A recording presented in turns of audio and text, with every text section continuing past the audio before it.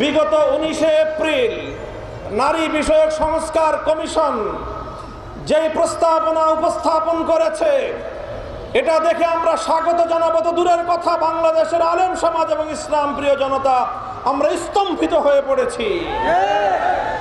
আমরা এখনো পর্যন্ত কল্পনা করতে পারছি না, চিন্তা করতে পারছি না যে আগস্ট বিপ্লবের পরবর্তী বাংলাদেশেও এই ধরনের কোরআনের বিরুদ্ধে কটাক্ষকারী কোনো প্রস্তাব রাষ্ট্রীয় পর্যায়ে উত্থাপিত হতে পারে।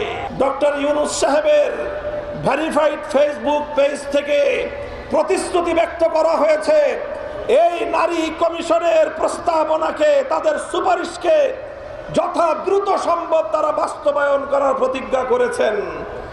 এই প্রতিজ্ঞা করার পর অর্থাৎ তারা আল্লাহর কোরআনের আইনকে, যতটুকু আইন পারিবারিক এবং উত্তরাধিকার আইনের মধ্যে এখনো বিদ্যমান রয়েছে, সেটাকে নাকি বাংলাদেশ থেকে উৎখাত করবেন, এই প্রতিশ্রুতি দিয়েছেন, এই অঙ্গীকার করেছেন ডক্টর ইউনূস সাহেব।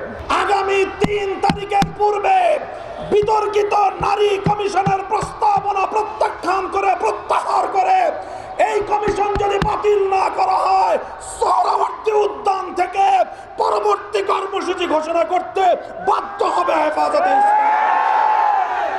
পরিষ্কার ভাষায় বলতে চাই, এমন ফু আমরা জানি 3 তারিখের পর আপনাকে ইঁদুর বানায় ছেড়ে দেওয়া হবে।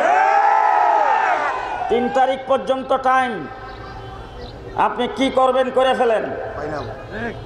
3 তারিখে সোহরাওয়ার্দী উদ্যান থেকে আমরা আপনার দিকে হয়ে ফু দিলে আপনি টিকবেন না। সুতরাং বাংলাদেশে কোরআনের বিরোধিতা করে তসলিমা মানাসরিন টিকতে পারে নাই, আজকের কমিশনও টিকতে পারবে না।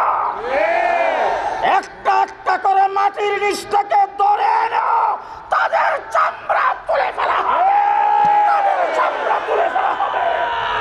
শেষ কথা আপনাদের কাছে জানতে চাই, তসলিমা মানাসরিন বিরোধী আন্দোলনে মানিক বিএনপির লং মারছে, পরের দিন পত্রিকা আসছিল 250 বাস রিজার্ভ করে নারায়ণগঞ্জ থেকে মানুষ যোগদান করেছে।